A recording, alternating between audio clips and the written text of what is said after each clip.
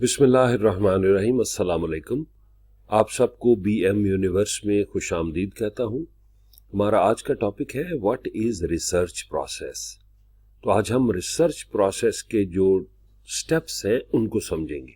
The steps और actions that make up the research process are essential for conducting a research successfully. इस sentence से हमें ये पता चलता है कि अगर आपने कोई रिसर्च डिजाइन की हुई है तो जब तक आप उसके जो रिक्वायर्ड स्टेप्स हैं या एक्शंस हैं उनको फॉलो नहीं करते तो आप सक्सेसफुली रिसर्च कंडक्ट नहीं कर सकते। तो जरूरी है कि आप उन स्टेप्स को फॉलो करें। अच्छा, अब ये स्टेप्स हैं क्या, तो इसको शुरू करते हैं। सबसे पहला है डिजाइनिंग ऑफ रिसर्च प्रॉब्लम। ये हमारा स्टेप 1 है। जब भी आप रिसर्च शुरू करेंगे तो सबसे पहले आपने एरिया ऑफ इंटरेस्ट है उसको सिलेक्ट करना है, और जब आप एरिया ऑफ इंटरेस्ट को सिलेक्ट कर लेंगे तो फिर आप रिसर्च प्रॉब्लम डिफाइन करेंगे कि प्रॉब्लम क्या है। तो एक खास एरिया में रहते हुए ही आपने मूव करना है। Number 2, comprehensive literature view. अब जब आप रिसर्च प्रॉब्लम डिफाइन कर लेते हैं या उससे पहले भी आपने लिटरेचर व्यू जो है ये करते रहना है। अब रिगरस लिटरेचर व्यू आपको इन डेप्थ एनालिसिस देगा, किसका? पास्ट एक्टिविटीज का, पास्ट फाइंडिंग्स का। उसकी बेस पे आप रिसर्च की जो प्रॉब्लम है उसको फर्दर कैरी ऑन करेंगे। लिटरेचर रिव्यू कहां से आप कर सकते हैं? मिसाल के तौर पे रिसर्च पेपर्स हैं, इंडेक्स्ड जर्नल से जो रिसर्च पेपर हैं, जो क्रेडिबल रिसर्च पेपर है, उनको आप पढ़ें, किताब को पढ़ें, कॉन्फ्रेंस प्रोसीडिंग्स को पढ़ें। ये तमाम चीजें आपको जो आपका एरिया ऑफ इंटरेस्ट है उसके बारे में काफी ज्यादा इंफॉर्मेशन देंगे। थर्ड पॉइंट है क्रिएशन ऑफ रिसर्च हाइपोथेसिस। अब 2 स्टेप हमने कवर कर लिए और तीसरे स्टेप पे आ गए जो कि हाइपोथेसिस की तरफ हमें लेके चल रहा है। अच्छा जी, अब ये जगह है जहां आपने वर्किंग हाइपोथेसिस डिफाइन करनी है, क्योंकि लिटरेचर व्यू हो चुका है और आप उसमें क्लियर है। हाइपोथेसिस क्या होती है? ये बुनियादी तौर पे एक अजम्पशन होती है जिसको आप टेस्ट करते हैं लॉजिकली और एम्पिरिकली। ये एट द एंड आपका फोकल पॉइंट बनता है to carry on research to the next step. Point 4 पे हम आ गए, क्रिएटिंग द रिसर्च डिजाइन। अच्छा जी, अब हाइपोथेसिस बन गई तो इसके बाद आपने क्या करना है? आपने कंसेप्चुअल फ्रेमवर्क या कंसेप्चुअल स्ट्रक्चर डेवलप करना है। अब कंसेप्चुअल फ्रेमवर्क या स्ट्रक्चर क्यों बनाया जाता है? उसकी रीजन ये है कि आपको मैक्सिमम इंफॉर्मेशन चाहिए आपकी रिसर्च से। तो इसमें टाइम का फैक्टर आ जाएगा, इसमें एफर्ट आ जाएगी, एक्सपेंडिचर आ जाएंगे। तो जब तक आप एक रोड मैप डेवलप नहीं करते, एक टाइमलाइन डेवलप नहीं करते, उस वक्त तक आप इन चीजों को कंट्रोल नहीं कर सकते। जैसे एग्जाम्पल है कि एक बच्चा थीसिस कर रहा है, तो अगर एक सेमेस्टर वो लेट हो जाएगा तो 6 माह या 4 माह टाइम बढ़ जाएगा। उसको फीस देनी पड़ेगी और फीस देने के बाद उसकी जो ओवरऑल फीस है वो बढ़ जाएगी। तो आपने इधर कंसेप्चुअल स्ट्रक्चर या कंसेप्चुअल फ्रेमवर्क को इधर डेवलप कर लेना है। Point number 5, choosing a sampling design. अब sampling design is part of a bigger population. यहां पे मैं जिक्र करूंगा प्रोबेबिलिटी सैंपलिंग का और नॉन प्रोबेबिलिटी सैंपलिंग का। प्रोबेबिलिटी और नॉन प्रोबेबिलिटी की फर्दर आगे टाइप्स है। अब प्रोबेबिलिटी हम उसको कहते हैं कि जिसमें there are chances that all the members will get equal chance of selection, कि सारे बंदों को इक्वल चांस मिलता है सिलेक्शन का, जिसको मैं प्रोबेबिलिटी कहता हूं। और जो नॉन प्रोबेबिलिटी होता है वो असल में कन्वीनियंस बेस्ड होती है, उनके पास ये चांस नहीं होता कि इक्वल चांस ऑफ सिलेक्शन हो। तो यहां पे आपने अपना सैंपल डिजाइन कर लेना है, कोई भी सैंपलिंग टेक्निक लगा के जो आपके रिसर्च की रिक्वायरमेंट को फुलफिल करती है। Number 6, gathering research data. अब जनाब आपने सैंपलिंग भी डिजाइन कर ली, तो इसके बाद क्या होगा? आपने रिसर्च क्वेश्चन बनाया, इंस्ट्रूमेंट डेवलप किया, अब आपने डाटा कलेक्शन की तरफ जाना है। अब जो रिसर्च का ये प्रोसेस है, इसमें आपको शायद क्वालिटेटिव डाटा चाहिए या क्वांटिटेटिव चाहिए। It depends on statement of the topic.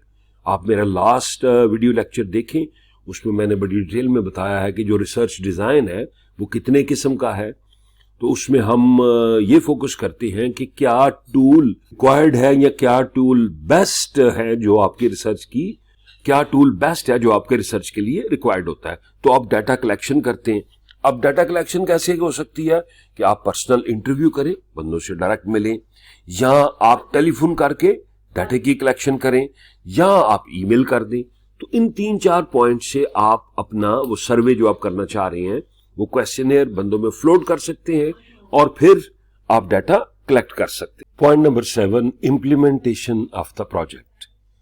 यहां पे आपने ये चीज याद रखनी है कि जो आपकी इंप्लीमेंटेशन है towards completion of your research, वो बड़ी इन टाइम होनी चाहिए। इसमें अपने टाइमलाइंस खासकर जो होती हैं उसका ख्याल रखना है।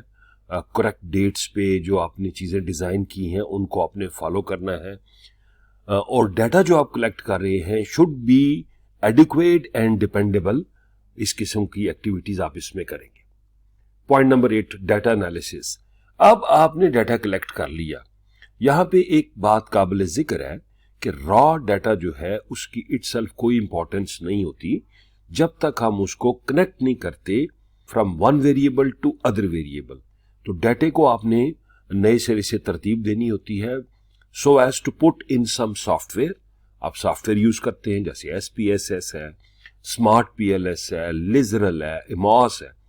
तो ये डाटा एनालिसिस के सॉफ्टवेयर हैं जिसमें आप इसको यूज करते हैं और इसका आप रिजल्ट लेते हैं। अब जब डाटा आप पुट करेंगे सॉफ्टवेयर में तो बुनियादी तौर पे आप टेस्टिंग ऑफ हाइपोथेसिस कर रहे होते हैं। तो मिसाल के तौर पे बिजनेस स्टूडेंट्स या सोशल साइंसेस के स्टूडेंट्स जो हैं वो दो वेरिएबल्स के दरमियान एक एसोसिएशन, एक रिलेशनशिप पे बात कर रहे होते हैं।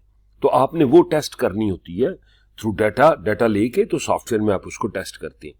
अब उसको चेक करने के लिए काफी सारे टेस्ट होते हैं, जैसे बीटा है जिसे मैं पाथ कोएफिशिएंट कहता हूं, फिर इसके बाद फैक्टर लोडिंग का हम जिक्र करते हैं, फिर जनाब टी स्टैटिस्टिक्स है जो सिग्निफिकेंस चेक के लिए इस्तेमाल होती है, फिर इसके बाद गुडनेस ऑफ फिट का टेस्ट होता है। तो ये सारी चीजें जब आप इसको रन करेंगे you will get all results, और फिर आप उसको चेक कर लेंगे कि कौन से रिजल्ट बेहतर है और कौन से बेहतर नहीं है। तो बड़ी जल्दी मैं डाटा एनालिसिस पे वीडियो एक बनाऊंगा by using some good software जो आपके लिए बड़ा हेल्पफुल होगा in near future. So keep watching and waiting for that. Number 10 पे है इंटरप्रिटेशन एंड जनरलाइजेशन। अब क्वेश्चन ये होता है कि जो आपकी फाइंडिंग्स है और जो आपने डाटा सिलेक्ट किया है, कलेक्ट किया है बुनियादी तौर पे, एक दफा किया है, 2 दफा किया है, 3 दफा किया, तो आप 3, 4, 5 दफा डाटा कलेक्ट करके रिजल्ट ले रहे हैं, तो मींस कि आप थ्योरी डेवलपमेंट की तरफ जा रहे हैं। तो इसको मैं जनरलाइजेशन की बात करता हूं, उसको मैं इंटरप्रिटेशन की बात करता हूं। इंटरप्रिटेशन में जब डाटा आप एक्सप्लेन करें तो आप ये ज़हन में रखें कि वो इस तरह प्रेजेंट हो कि हर कोई उसको समझ सके। जैसे पॉलिसी मेकर हैं तो उनके मुताबिक डाटा डेवलप करें, लेमैन है, जनरल पब्लिक के लिए कुछ आप प्रेजेंट कर रहे हैं तो उसको ज़हन में रखते हुए ग्राफ्स का इस्तेमाल कर लें। तो जो डाटा होता है जब उसकी फाइंडिंग्स आप प्रेजेंट करते हैं तो should be simple, easily readable and understandable. Final इसका स्टेप है क्रिएटिंग द रिपोर्ट और प्रेजेंटिंग द फाइंडिंग्स। ये फिर आप रिकमेंडेशन की तरफ मूव करते हैं बाय डेवलपिंग ए रिपोर्ट। जैसे स्टूडेंट थीसिस डेवलप करते हैं तो जितने कुछ 5-6 चैप्टर्स होते हैं वो किसी अलग, तो आप उसको कंप्लीट करते हैं, अपनी बुक को कंप्लीट करते हैं, अपने थीसिस पे प्रेजेंटेशन बनाते हैं और बना के फिर आप प्रेजेंट करते हैं जहां भी ये रिक्वायरमेंट है। तो बेटा ये हमारा आज का टॉपिक था, व्हाट इज रिसर्च प्रोसेस। आपको मैंने की पॉइंट्स बताए। There are 11 points, 11 steps you have to follow to conduct your research. मुझे उम्मीद है आपको तमाम पॉइंट्स क्लियर हो गए हैं। कोई क्वेश्चन ज़हन में हो तो कमेंट करें मुझे। देखते रहें। अल्लाह हाफिज।